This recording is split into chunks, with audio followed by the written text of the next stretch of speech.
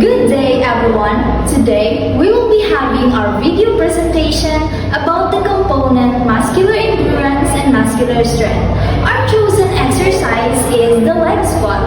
Today, we will show you a step-by-step guide on how to do it properly and what is the purpose of this exercise. So, stay tuned!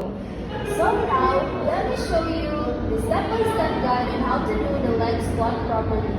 So first, make sure to stand straight.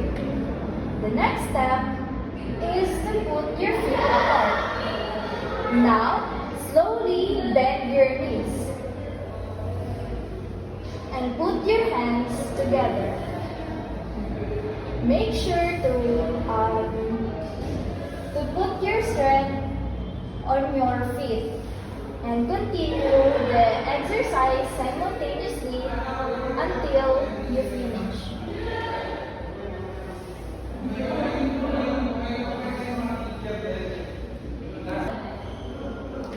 The target muscle of the squat exercise is the primary muscle, which is the quadriceps, the front thigh muscles, the hamstrings, the back thigh muscles, the buttocks, and the abdominals.